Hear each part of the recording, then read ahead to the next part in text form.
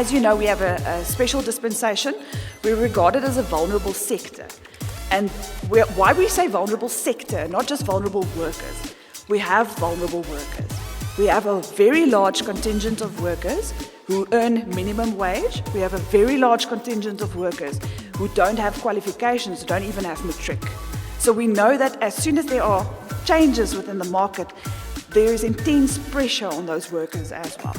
At the same time, I represent, as I told you, 27,000 commercial farmers. And now when we think farmers, we think of vineyards. And we think of people who earn a lot of money, and we have people who have large tracts of land. And I'm also here to tell you today that those farmers are the absolute minority. 85% of commercial farmers in this country are considered small and medium enterprises. They're small businesses, quite fragmented, and that's why we have them in this big structure as well. I want you to pause on that because this is a really, really important, completely new description and insight into inequality in South Africa.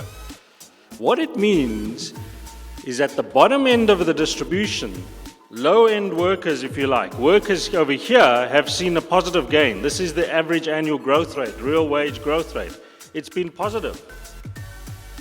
Same with the top end. And it turns out that the middle of the distribution have in fact lost out.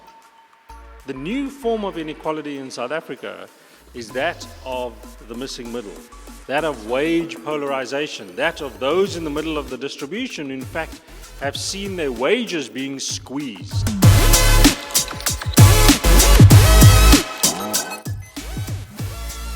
What will you do if you knew that you've got at least a month not only to be without employment, but to be homeless?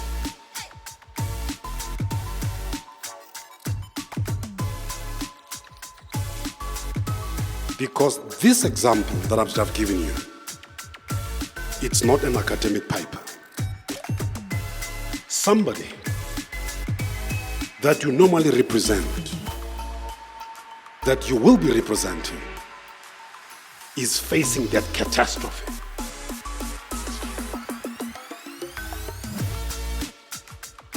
I'm going to expand on this issue on what I call closing the deal. It's not in the presentation, it's in the unscripted portion. Closing the deal. Because this is a shop stewards conference in the main. Therefore, there are certain obligations which you cannot dispense with, which you must do. That's what this conference is about. All workers are entitled to receive the minimum wage for the number of hours that they work on each day. The important bullet is the fourth one, that if the worker works less than 4 hours in a given day, the employer shall pay the worker as if he or she has worked for 4 hours on the particular day. So if a worker goes to work and works, doesn't matter how short the work is, if it's an hour or half an hour or 2 hours, the worker is entitled to payment of 4 hours based on the minimum wage.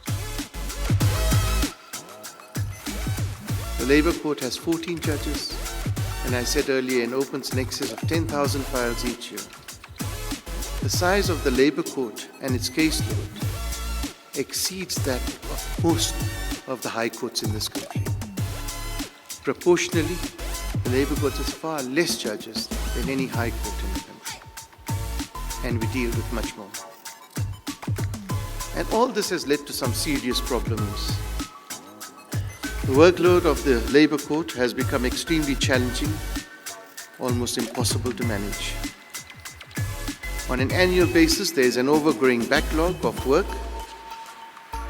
which is only limitedly managed by the appointment of nearly 30 acting judges on a pro bono basis annually, which I do during the recess period of the court.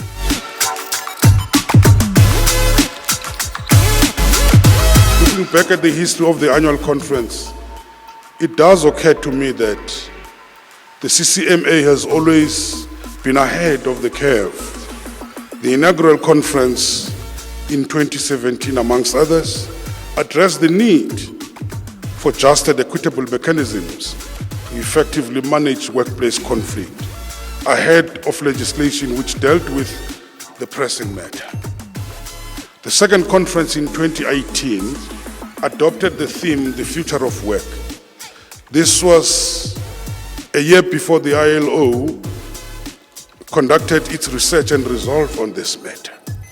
Again, this year the theme is the national minimum wage post-implementation conversation. A conversation which will take place before the National Minimum Wage Commission releases its research report into the impact of the first 6 months of the implementation of the national minimum wage. A comprehensive investigation into this impact, not only on employment, but also on the poverty and inequality. We need some hard talk amongst ourselves. What are the responsibilities of government? What are the responsibilities of us as labor? What is the responsibility of business in dealing with this particular situation? Ngoba ukukhomba omunye ehlweni akuzusiza lutho.